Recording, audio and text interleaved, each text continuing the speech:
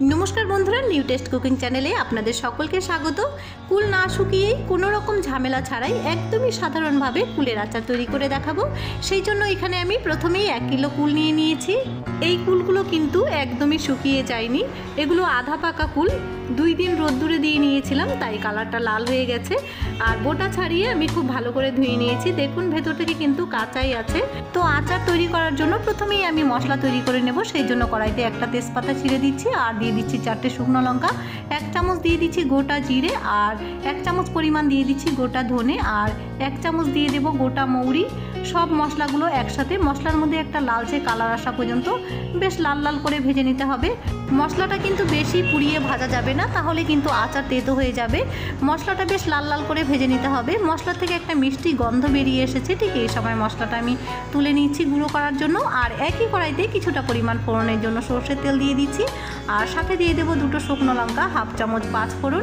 এবার ফোড়ন আসা পর্যন্ত একটু লাল করে ভেজে নেব। তারপরে যেই কুলগুলো আমি বোটা ছাড়িয়ে ধুয়ে নিয়েছিলাম সেই কুলগুলো এখন ফোড়নের মধ্যে দিয়ে দিচ্ছি। ফোড়নের মধ্যে কুলগুলো দেওয়ার পর এবার লবণ দিয়ে দেবো স্বাদ মতো আর 1/2 চামচ পরিমাণ দিয়ে দিচ্ছি হলুদ গুঁড়ো। লবণ আর হলুদ গুঁড়ো দিয়ে কুলগুলো খানিকক্ষণ বেশ লাল লাল করে ভাজা ভাজা করে নেব। কুলগুলো খানিকক্ষণ বেশ ভাজা ভাজা করে নেওয়ার কারণে কুলের যে ভেতরে যে এক্সট্রা জল আছে সেটা কিন্তু প্রায় অর্ধেকটা শুকিয়ে আসবে আর আচারেও খানিকটা শুকিয়ে আসবে। ভাজা ভাজা করে নেওয়ার সময় 1 চামচ পরিমাণ দিয়ে দিচ্ছি কাশ্মীরি লাল লঙ্কার গুঁড়ো। এতে করে আচারে খুব সুন্দর একটা কালার আসবে, সেই জন্যই দিচ্ছি, চাইলে আপনারা নাও দিতে পারেন। আর ঝালের জন্য প্রথমেই আমি 4টে শুকনো লঙ্কা দিয়েছি, তবে ঝালের পরিমাণটা আপনারা আপনাদের মতন করে বুঝে দেবেন। মশলাটা কিন্তু খুব বেশি ফিনিশ না করলেও হবে, হাফ গুঁড়ো করে নিলেও কিন্তু আচারের মধ্যে খেতে বেশ ভালোই লাগে। মশলাটা দানা দানা থাকলে দেখতেও ভালো লাগে। একদমই সাধারণভাবে আধা পাকা কুলের আচারের ভিডিওটি ভালো লাগলে বন্ধু বান্ধব আত্মীয় স্বজন সবার সাথে শেয়ার করবেন। পাশাপাশি ভিডিওতে একটা লাইক আর চ্যানেলটিকে সাবস্ক্রাইব করে পাশে থাকবেন প্লিজ। কুলগুলো বেশ লাল লাল করে ভাজা ভাজা করে নিয়ে 1 কাপ পরিমাণ চিনি দিয়ে দিচ্ছি।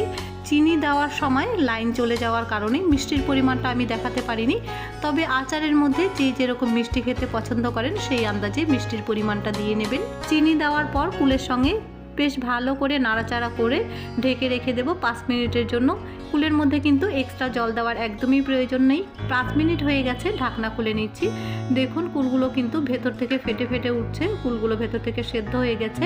এবার কুলের মধ্যে যে এক্সট্রা জল আছে সেটা আমি ভালো করে শুকিয়ে নেব। একটা হাতার সাহায্যে আমি কুলগুলো হাফ ভাঙা করে নিচ্ছি। ঢেকে রেখে দেওয়ার কারণে চিনি আর কুলের থেকে কিন্তু বেশ খানিকটা জল বেরিয়ে এসেছে। এই জলটা কিন্তু খুব ভালো করে শুকিয়ে নিতে হবে। এক্সট্রা জল দেওয়ার কিন্তু কুলের আচারের মধ্যে একদমই প্রয়োজন নেই। কুলগুলো হাফ ভাঙা করে নেওয়া হয়ে গেছে। এবার প্রথমেই যে আচারের জন্য আমি মশলাটা ভেজে নিয়েছিলাম সেই মশলাটা গুঁড়ো করে আচারের মধ্যে 2 চামচ দিয়ে নিচ্ছি।